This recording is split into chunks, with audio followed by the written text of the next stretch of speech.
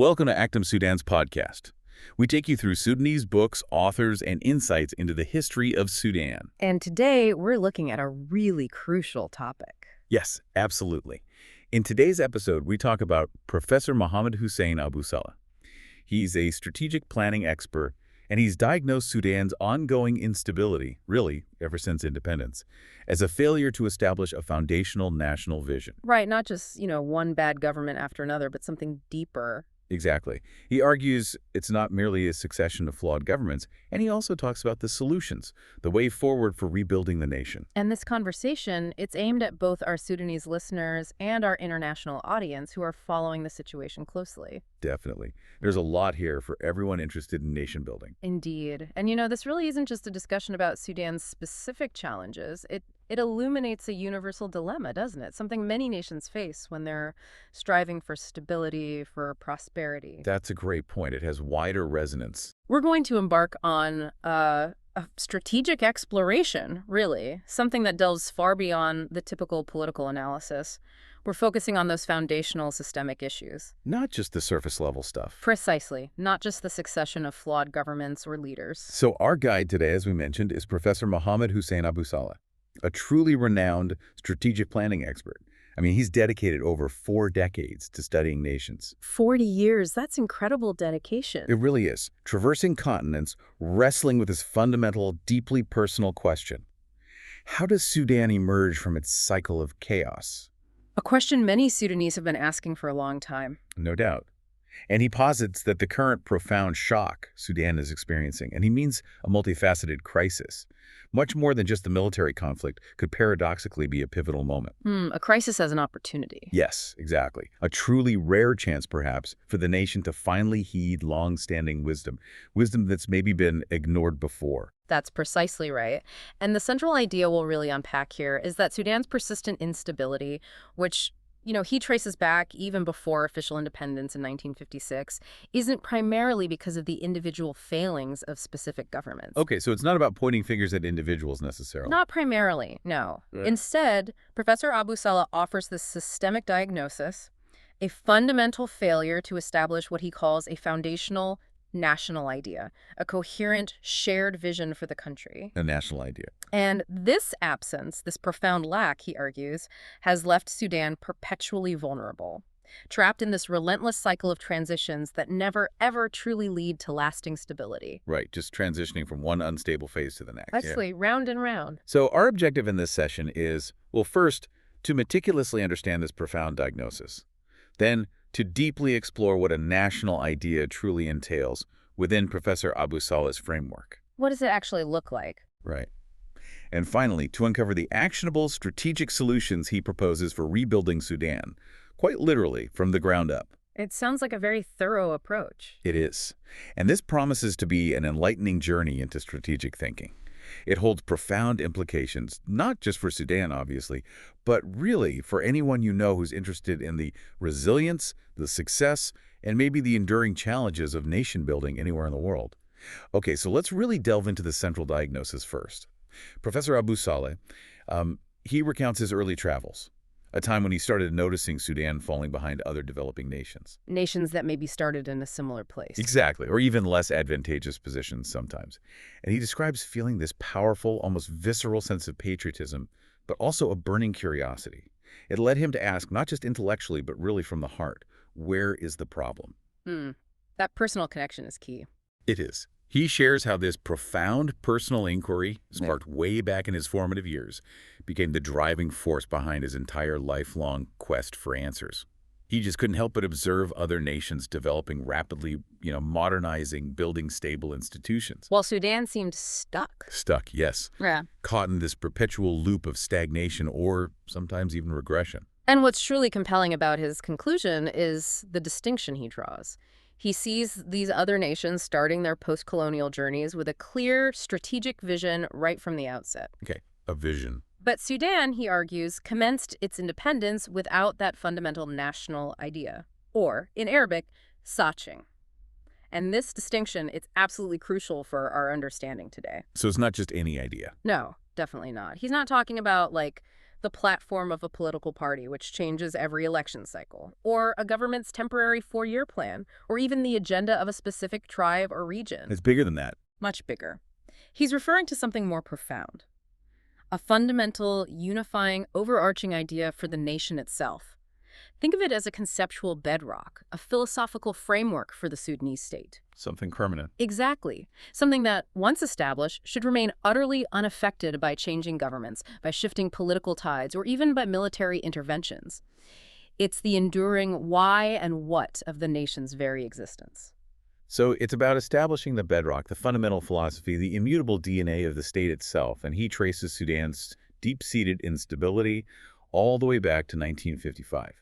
Remarkably, before formal independence. Before 1956. Yes, that was the year of the Torrid Rebellion, an event he identifies as marking the tragic beginning of a new kind of struggle, an internal, often violently destructive form of struggle within Sudan itself. So the seeds were sown very early on. That's his argument. He emphasizes this isn't just a contemporary issue, recent misstep.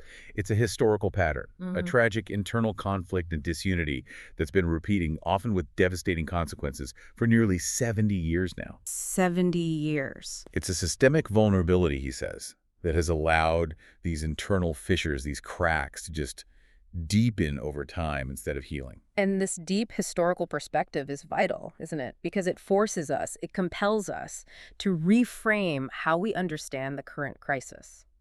Professor Abu Saleh believes the present profound upheaval. The shock, he calls it. Yes, the shock. With all its tragic violations, its widespread psychological scars, the cultural erosion, social fragmentation, economic devastation, he sees this as a significant, maybe unprecedented shock. It certainly feels that way. But he views this shock not merely as a moment of destruction. He sees it as a potential, albeit incredibly painful, catalyst for change. Right, the idea that crisis can forge something new. Exactly. He reminds us that historically, many great nations have often been forged, or perhaps reborn, out of such profound upheavals. It's a critical moment, he suggests. A moment when the Sudanese people might finally be receptive, truly ready to heed the accumulated wisdom. Wisdom that's been around for a while. Yes, wisdom offered by Sudanese leaders, scholars, community figures for nearly a century. But wisdom, he notes with sorrow, that's too often been ignored or suppressed or maybe just sidelined due to narrow personal interests. Politics getting in the way. Politics, the relentless pursuit of power, divisive tribal and partisan affiliations, all of it. And he underscores a timeless truth, one that resonates across all successful civilizations.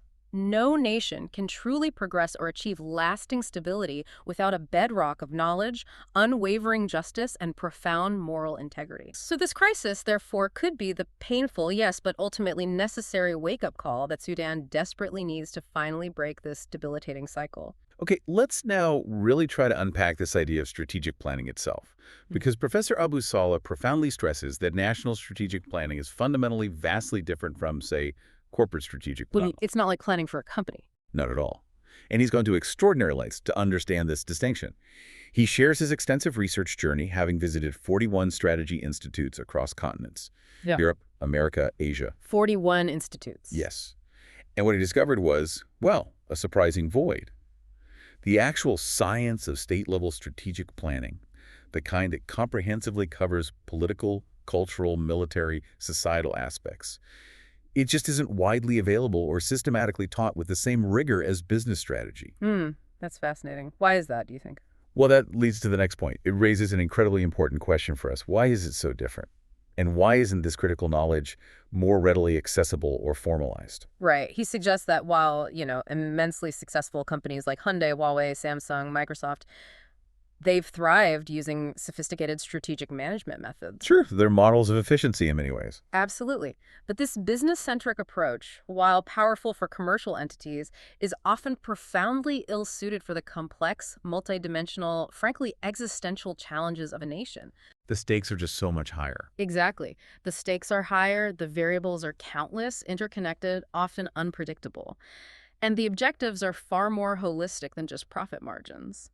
True national strategic planning, he explains, involves achieving what he terms comprehensive strategic power.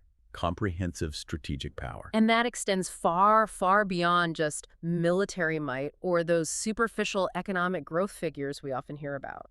That's a truly fascinating distinction, because for many of us, when we hear strategic power, our minds almost instinctively jump to military strength or maybe geopolitical influence. Understandable, but limited. Right. But Professor Abu Saleh meticulously outlines 7 key interconnected pillars of this comprehensive power and really forces you to think holistically. There's sociocultural power. The fabric of society itself. Yes. Then scientific power, technological power, media and information power, very relevant today. And military and security power, of course. Yep. Economic power. And political power. And he notes that sometimes external relations are even considered a distinct 8th pillar, just given their profound impact. So it's about the holistic health, the intrinsic strength, the sustained resilience of a nation across all these critical dimensions, all woven together. Exactly. Not just one or two. And what truly underscores the complexity and depth of this concept is how it's measured. This comprehensive strategic power isn't measured by just a handful of broad metrics like GDP. No. It's evaluated by an astonishing array of indicators.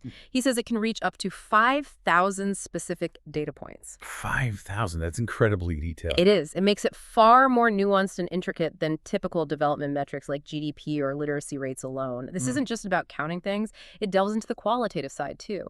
The robustness of social cohesion, the depth and ethical integrity of scientific research. The quality, not just quantity. Exactly. The societal impact of tech innovation, the ethical framework guiding media narratives, the transparency and accountability of political institutions. For instance, instead of just counting hospitals, You'd look deeper. right, you'd analyze the accessibility of specialized medical care in rural areas, the efficiency and ethics of the pharmaceutical supply chain, the public trust communities have in their healthcare providers, the nation's capacity for medical research and innovation. Wow, that's a completely different level of analysis. It is. These granular metrics allow for a truly multidimensional, dynamic assessment of a nation's health, its vulnerabilities, and its inherent potential. And he emphasizes that the path to achieving this comprehensive strategic power is distinctly different from just pursuing fragmented political or economic or social development initiatives on their own. It has to be integrated. It has to be. And he's been at the absolute forefront of this nascent field. He's published 14 books on the subject. He describes his own intellectual journey, initially focusing just on economics, then expanding to political aspects, then social, constantly refining his understanding. So his thinking evolved over time. Very much so. His latest groundbreaking book, which he mentions, is now taught in over 170 universities outside Sudan. That's significant reach. It represents a new school of thought in national strategic planning. It seamlessly integrates the political, cultural, economic, and social dimensions into one unified framework. This isn't just, an academic exercise for him. It's a meticulously crafted blueprint for a nation's enduring future. A new way of understanding how states can truly thrive and build resilience in our increasingly complex world. Okay, so if this national idea is really the fundamental solution, the bedrock for Sudan's stability, what does it actually mean in concrete terms? All right, let's get specific. Professor Abu Saleh is incredibly clear and precise in his definition. He says it's fundamentally a nation's idea, emphatically not a government's idea. Okay, distinction number one. Not a political party's platform, and certainly not a tribal agenda. It is, he clarifies, a unified conceptual framework for the Sudanese state itself. The state, not the government of the day. Exactly. A foundational vision that remains utterly unaffected by the transient nature of changing governments or shifting political winds. He offers a superb analogy that really brings this abstract concept to life for us. Oh, good. An analogy helps. He says, imagine if the Sudanese people collectively agree to embark on an ambitious long-term project, let's say. Build a magnificent 50-story building over 20 years. Okay, big project. Long time frame. Right. Subsequent governments might come and go. Maybe they choose different contractors, use slightly different materials, adopt new construction technologies. But the building still gets built. Precisely. Crucially, they would all remain absolutely committed to that core architectural goal and the fundamental engineering principles established right at the outset. The overall strategic objective, the grand design, it persists, regardless of who's in charge of the day-to-day stuff. That makes sense. It contrasts so sharply with Sudan's historical approach, doesn't it? You see, throughout its history, almost every new government or regime has often arrived with its own distinct agenda. And what happens then? Frequently, they choose to scrap what came before, start almost from scratch, which leads to this endless, exhausting cycle of undoing and redoing. It prevents any real, long-term cumulative progress. One step forward, two steps back. Pretty much. He uses the compelling example of Britain's Brexit decision. That was a change so fundamental to the nation's identity and future trajectory that it rightly required a national referendum, not just a vote in Parliament. Because it was about the state's vision. Exactly. It concerned the state's enduring vision and strategic direction, not just a particular government's policy choice. And this is precisely why, he argues, a national vision cannot solely be formed and mandated by Parliament alone. It needs more buy-in. Absolutely. It requires the explicit confirmation of the entire people, ideally through something like a national referendum. That makes it truly untouchable by constant constitutional changes or political whims or the agendas of specific factions. The people have to own it. That popular mandate is what gives it its enduring power. It prevents the continuous disruption that has plagued Sudan for literally decades. Okay, so it's not just a theoretical construct. It's about practical, tangible components that make up this national idea. What are they? Good question. First, he talks about national identity. This asks the profound question, who are we collectively as Sudanese people? A fundamental question for any nation. Indeed. And he emphasizes this question demands a shared, deeply agreed upon answer that transcends those narrow tribal, regional, or political affiliations. It's about forging a singular, unifying narrative of what it means to be Sudanese. Finding common ground. Yes. Then, critically, there's the need for a national interest document. And he reveals a truly astonishing fact here. What's that? After 69 years since independence, Sudan still lacks a formal, publicly agreed-upon document explicitly outlining its national interests. 69 years. Seriously, that's hard to believe. It is startling. Imagine trying to navigate the complex global landscape for nearly 7 decades without a clear, written map of your own national priorities. This document, he explains, would meticulously detail political interests. Such as? Things like good governance, unwavering justice, human dignity for all citizens. Then economic interests like balanced, sustainable development, broad-based prosperity for every region. Social interests. Education, health. Exactly. Universal education, quality healthcare, comprehensive safety and security for everyone, and global interests, things like strategic access to world markets, securing international partnerships, protecting its regional standing. Without that document, you're just reacting, aren't you? Completely. The absence of such a foundational document leaves the nation adrift, vulnerable to external pressures and internal incoherence. It really begs the question. How can any nation effectively navigate the immense complexities of global politics, economics, security, without such a foundational guiding document? Right. Without it, every decision becomes reactive, every negotiation ad hoc. Beyond national interest, the national idea must also encompass clearly articulated national goals, specific, measurable objectives for the nation's future. Concrete targets. Yes. Furthermore, it includes a robust national value system, a set of unchanging, non-negotiable values that form the moral compass of the state. Like what kind of values? Values like justice, respect for human dignity, accountability, balanced and equitable development. These, he stresses, are not mere political slogans to be debated or adopted by one party or another. They're more fundamental. They are mandatory foundational principles for any government that seeks to serve the Sudanese people. He vividly illustrates this with examples like ensuring absolute justice in employment, in promotions within public service, in the awarding of government tenders. He stresses these are principles that stand beyond political debate. They must be enshrined as the ethical bedrock of the state. So, non-negotiable standards. He also places significant emphasis on defining Sudan's overarching philosophy on critical areas, like education, governance, other key national sectors. What does that mean, defining a philosophy? It involves asking the deeper philosophical questions. Why do we educate our children in this particular way? How should we fundamentally approach the act of governance itself? It's about developing a consistent, coherent intellectual framework for the nation. Ah, the why behind the what. Exactly.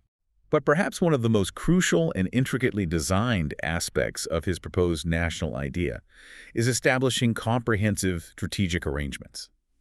These are designed to manage 4 truly critical spheres of national life and global interaction. 4 spheres. Okay, this sounds important. These four spheres, as he outlines them, demand an incredibly sophisticated and integrated approach to strategic planning, something far beyond what traditional governance often manages. The first sphere is the human psyche. The human psyche, that sounds deep. It is, and it's not just about individual psychology, it's about understanding and, in a constructive sense, engineering societal structures and cultural norms that can effectively control human desires, particularly those universal temptations for power and illicit money. Controlling human nature, is that possible? Well, maybe channeling is a better word. It involves a profound, multi-generational effort, building strong ethical frameworks through education right from an early age, promoting radical transparency in all public and private dealings, establishing robust, independent accountability mechanisms. So changing the environment, the incentives. Precisely, think about it. If a culture implicitly rewards honesty, public service, collective achievement, and simultaneously punishes corruption swiftly, justly, demonstrably, you are actively cultivating a different kind of human interaction within the national space. You're shaping behavior over the long term. It's an ongoing investment in the moral and intellectual fabric of the populace, aimed at cultivating citizens who instinctively prioritize the national good over personal gain or narrow factional interests. So it's about creating an entire societal environment where the temptation for corruption, for self-enrichment at the nation's expense, is not only legally punishable, but also culturally and ethically well looked down upon. Exactly. Repudiated. That sounds like a profound long-term investment, doesn't it? Truly building resilience from within. It really does. How does this then extend to addressing those internal divisions, the challenges closer to home, the forces that have historically pulled Sudan apart? And that brings us seamlessly to the second sphere, the national sphere. This focuses on diligently addressing and resolving those deep-seated internal challenges that undermine national unity and progress. Things like tribalism. Yes. Confronting pervasive tribalism, rectifying social and cultural distortions, actively combating negative behaviors that hinder collective action, and correcting intellectual deviations or ideological extremism that fragment society. That's a huge task. Immense. It's about fostering a shared national identity that celebrates diversity while prioritizing overarching Sudanese unity. Building bridges between communities, investing in civic education that promotes mutual respect and national cohesion. This sphere demands strategic initiatives aimed at healing historical grievances and building a common sense of purpose that transcends those subnational loyalties. And beyond the internal social fabric, there's the critical domain of development issues. You mentioned this earlier. It requires designing and implementing truly integrated, comprehensive development strategies. Right. Strategies that are sustainable, equitable, forward-looking, moving decisively away from those fragmented, ad hoc projects that often fail to create lasting impact. So thinking bigger picture on development. Precisely. This means looking at development holistically, not just building a single road, but envisioning a complete economic corridor. Not just planting crops, but developing an entire agro-industrial value chain from farm to market. Connecting the dots. Exactly. It's about designing interconnected programs that build infrastructure, human capital, and industrial capacity simultaneously, ensuring that development benefits all regions and creates sustained economic opportunity for everyone. Okay, that makes sense. What's the last sphere? Finally, and perhaps most strategically critical for Sudan, given its location and resources, there's the external sphere. This demands an acute awareness of global dynamics. Looking outwards. Yes. It's about proactively identifying and strategically leveraging immense opportunities. Right. Like the global food crisis, potentially positioning Sudan to become the veritable food basket of the world. Sudan has huge agricultural potential. Massive potential. Markets worth trillions by 2040 in sectors like ethanol, glucose, mangoes, fish production. But simultaneously, it means confronting and mitigating significant external threats. Like geopolitical games. Exactly.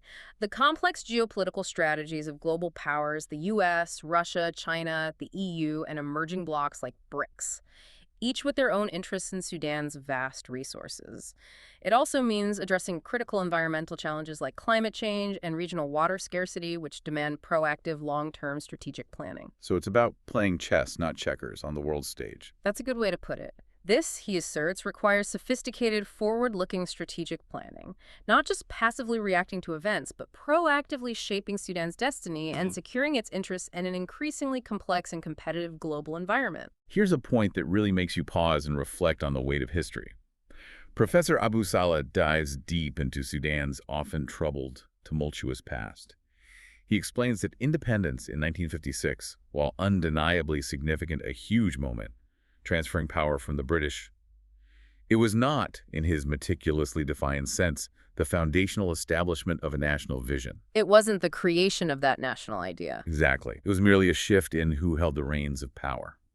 Not a fundamental redefinition of the nation itself, nor the creation of that enduring bedrock we've been discussing. And the consequence of this, he argues, was profound. It initiated this devastating, seemingly endless cycle.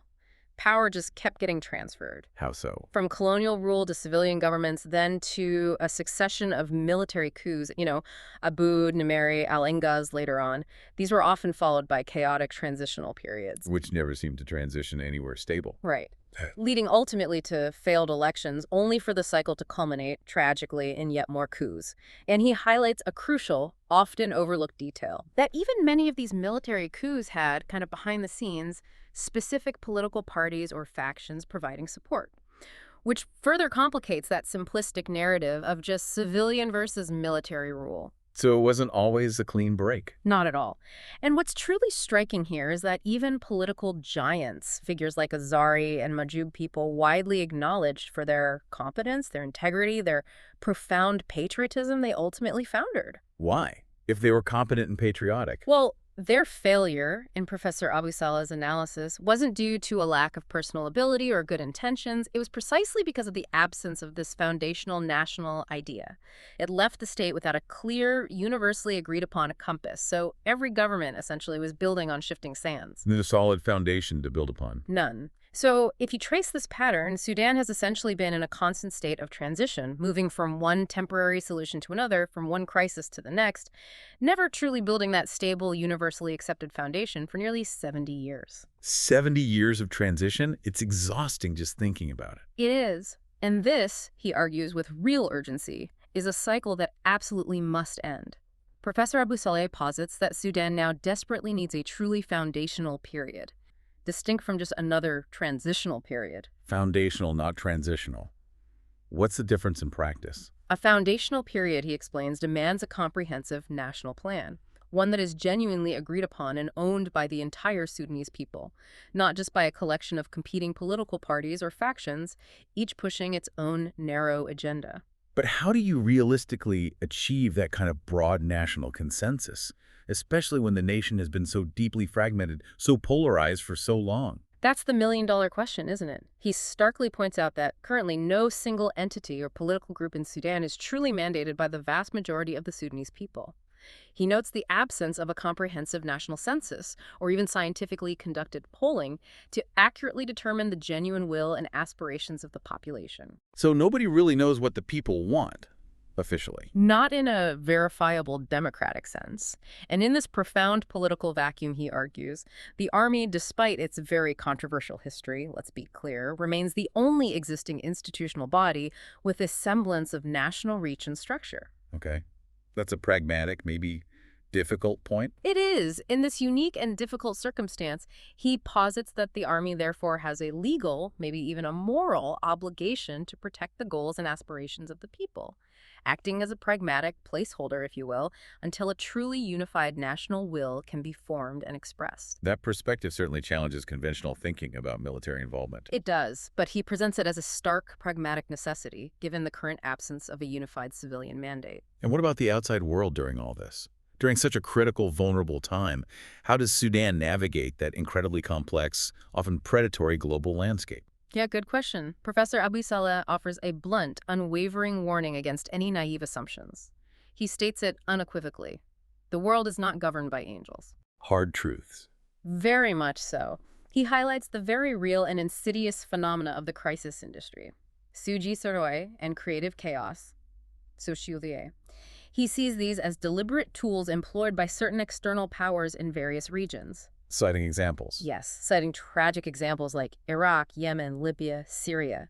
He claims with conviction that Sudan's long-standing lack of a coherent strategic awareness and the absence of that unified national vision has made it particularly susceptible to these destabilizing tactics. Why susceptible? Because it presents a vacuum that external actors are all too eager to exploit and fill, often for their own geopolitical or economic ends.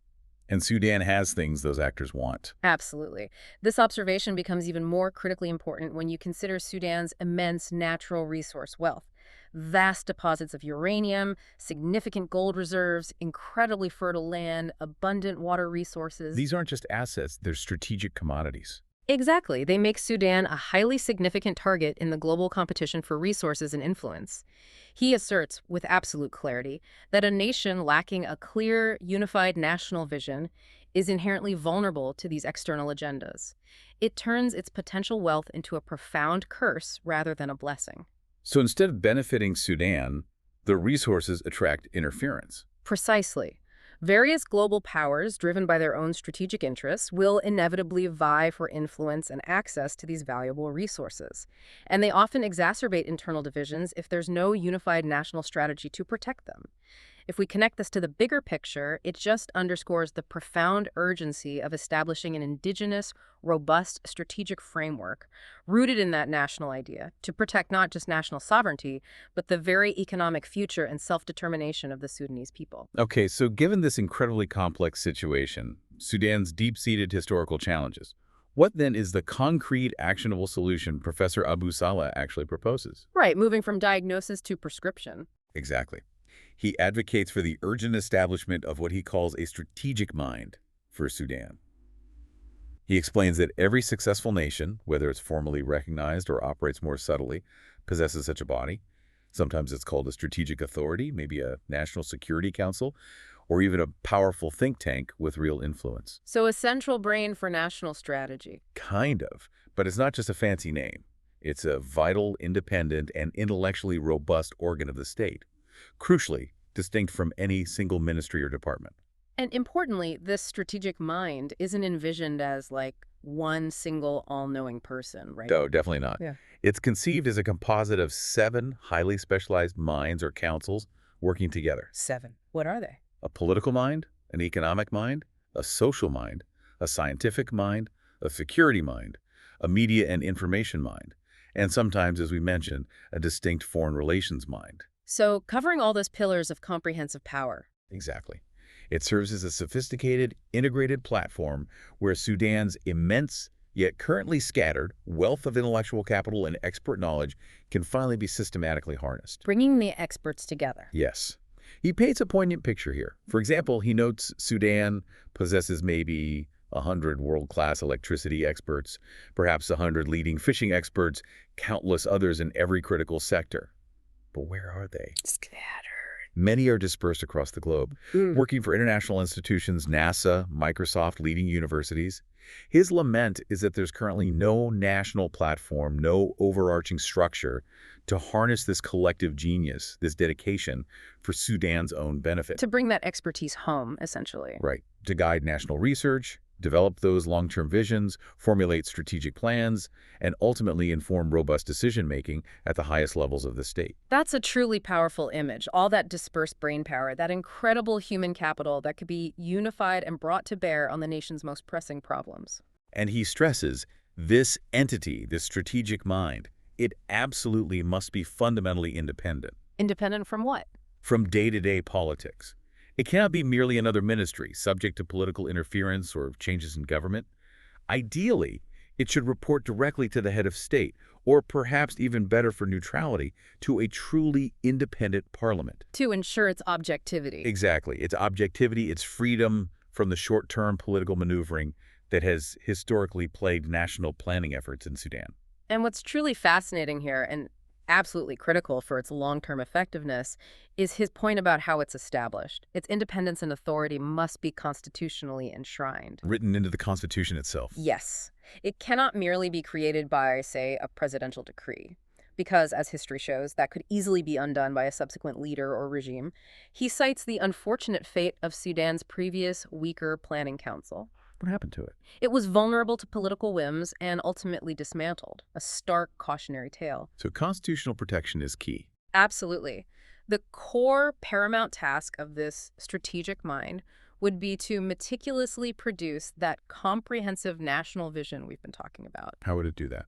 through rigorous, evidence-based strategic analysis, deep dives into Sudan's internal strengths and weaknesses, a thorough understanding of the regional and global environments, meticulous future forecasting, and, crucially, extensive public participation. Getting the public involved. Massively involved. This would take the form of widespread national surveys, scientific studies, strategic dialogues broken down by sector involving business, academia, civil society, everyone, ensuring the vision truly reflects the will, the aspirations, and the collective wisdom of the Sudanese people from all walks of life. And here's where all these intricate pieces start to converge into a cohesive pathway forward, right? This rigorous, nationally inclusive process culminates in a national constitutional conference. A conference to write the Constitution? Well, its fundamental role is not to create the national vision that's the work of the strategic mind and the people. Its role is to create a constitution that profoundly protects that national vision. Ah, I see the difference. It locks it in. Exactly. It would essentially transform the agreed-upon elements of the national vision into fundamental constitutional law. He emphasizes that the Constitution, in this paradigm, follows the vision.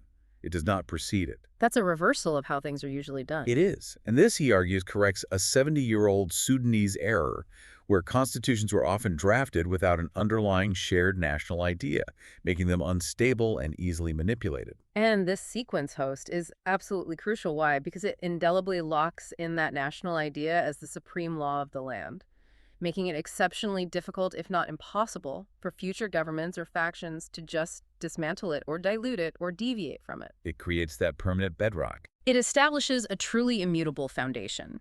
Furthermore, this process would also establish a truly independent judiciary, free from any political influence, to act as the ultimate safeguard for these national principles. Is the guardian of the vision. Precisely. This independent judiciary would ensure that justice is administered impartially, protecting the constitutional vision and serving as a critical check on power, ensuring no branch of government, including the military, can overstep its bounds. He draws that parallel again to Britain's Brexit. A national decision so fundamental, touching the vision of the state, that it rightly needed a public referendum. This illustrates the profound depth of popular mandate and constitutional embedding needed for such foundational changes in Sudan. Okay, so if this national vision is the ultimate unifying goal established and protected this way, what then about the role of political parties? They're always a major factor. A perennial question in Sudanese politics. Right. Professor Abu Saleh offers a distinct perspective here. He argues that the ideologies and platforms of political parties are fundamentally for implementing the national vision, for the how it will be achieved. Not for defining the vision itself. Exactly. This foundational phase, he asserts, the phase of creating the vision and the Constitution, requires leadership from, well, wise, expert, and truly independent individuals. People committed wholeheartedly to a national program that transcends narrow party lines, tribal allegiances, or personal ambitions. Finding those people is the challenge, I suppose. Undoubtedly.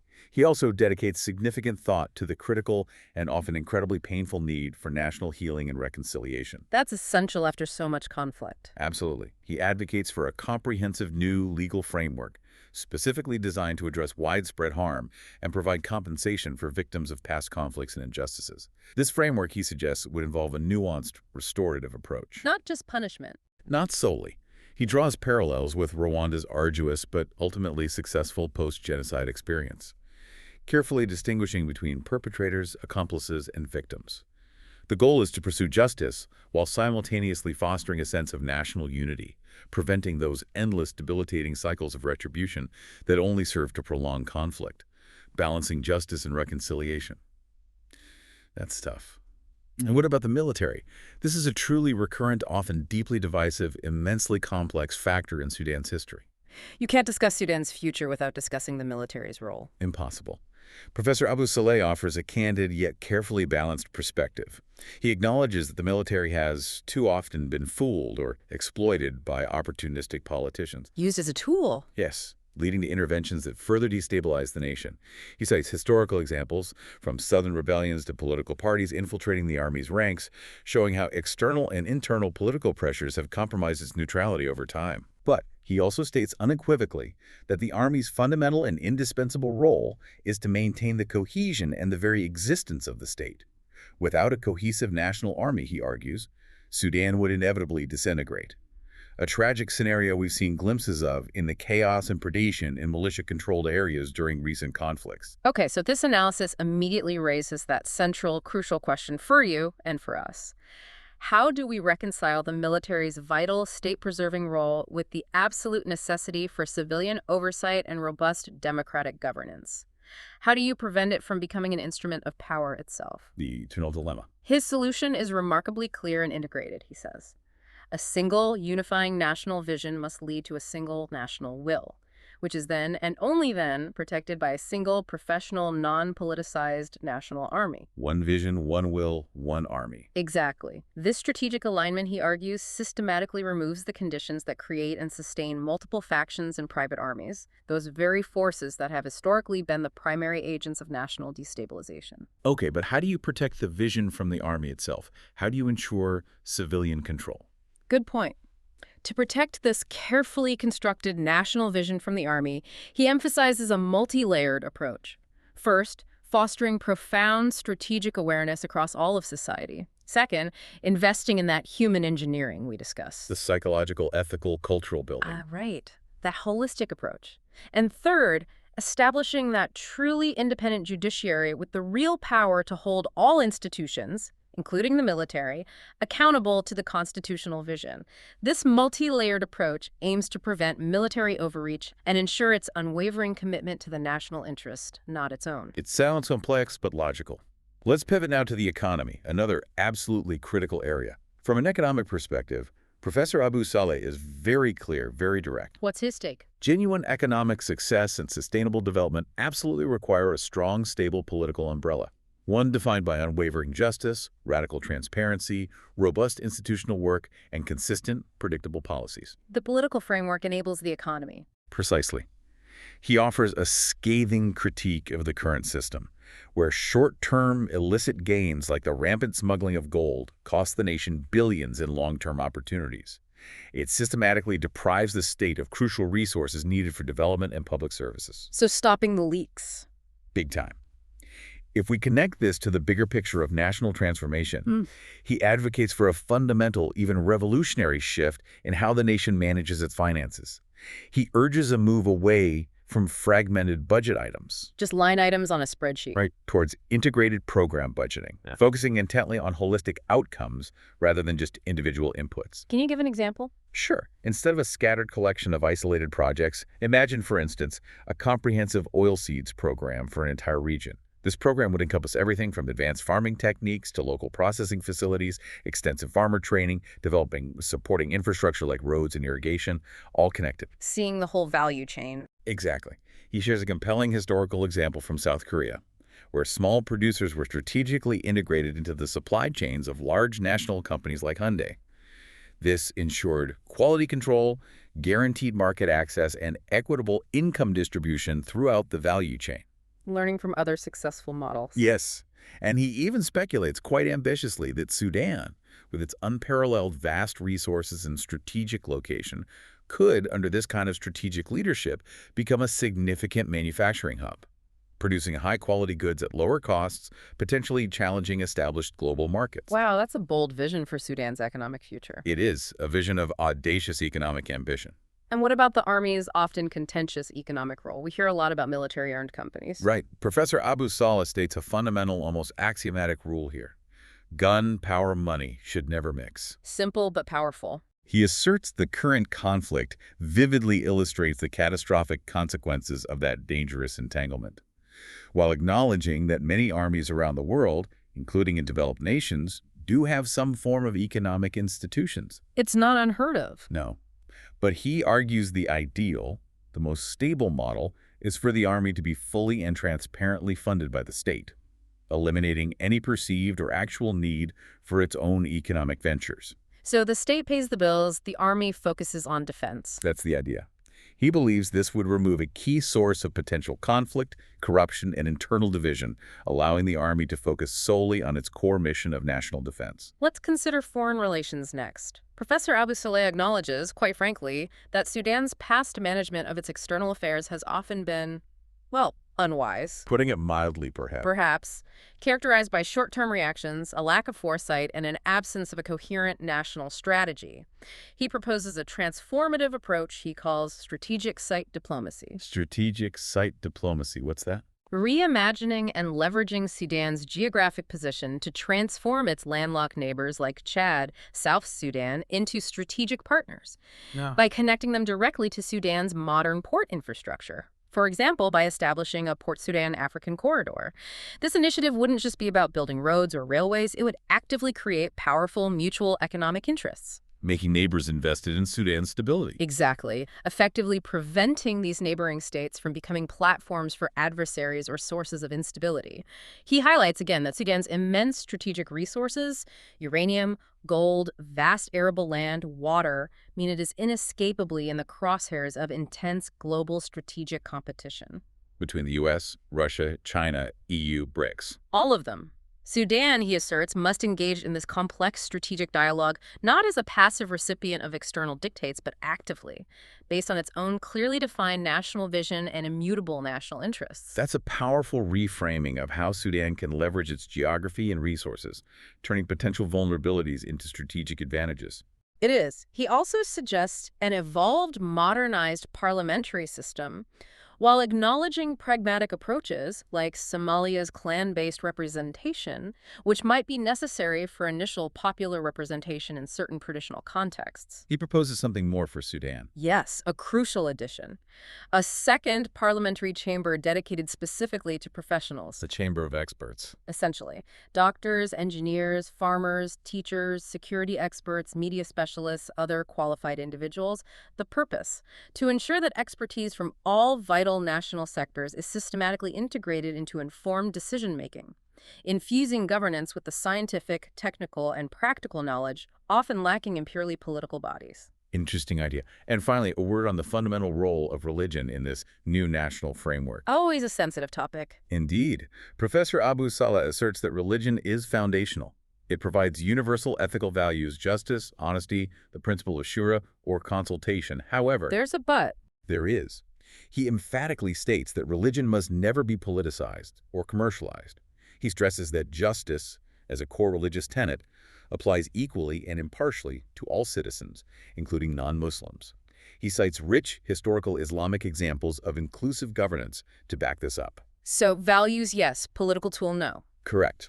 And the concept of shura itself, he explains, implies a deliberate gathering of a knowledge soup, his term, from diverse experts and perspectives, leading to informed consensus, which is fundamentally central to his whole vision for effective national strategic planning. It all ties back together. It does. And connecting this back to Sudan's turbulent history, he notes that previous political movements, even when they had their own distinct visions, frequently lack that true strategic analysis, those robust mechanisms for implementation, and crucially, broader national consensus. They often serve narrow party interests or lack constitutional enforceability. Leading inevitably to their eventual failure. And the perpetuation of instability. So as we start to bring this incredibly detailed, really thought-provoking conversation towards a close, Professor Abu Saleh offers some clear, actionable, and pretty urgent recommendations for different segments of Sudanese society, urging a collective awakening really to seize this pivotal, albeit painful moment in the nation's history. Okay, let's hear them. Who does he address first? First, to the Army and the Sovereign Council. He makes a heartfelt, very direct plea What does he ask of them? to officially and strongly declare their unequivocal acceptance of a foundational period for Sudan. Not transitional, foundational. He stresses the absolute necessity to entrust this foundational period to a neutral, truly independent body. Not run by the military or current politicians. Exactly. A body guided by a comprehensive national program and composed solely of individuals with unimpeachable national integrity, professional competence, and ethical standing. Crucially, he advises them to establish that unifying platform for all Sudanese scholars and experts we talked about. Bringing the best minds together. Yes. And critically, he urges them to seek massive, undeniable public endorsement, millions of votes, he suggests, for this new direction, to give it undeniable legitimacy, both in the eyes of the Sudanese people and the international community. Legitimacy through popular backing. Makes sense. Who's next? Next, to the political parties. His advice here is equally direct and arguably quite challenging for them. I can imagine. What does he suggest? He implores them to return to genuine self-organization, to develop strong, coherent ideas based on national interest, not just party interest, to integrate their platforms where possible, and to meticulously prepare for future strategic dialogue once the foundation is set. But what about power now? Most pointedly, he advises them to temporarily cease actively seeking power during this foundational phase.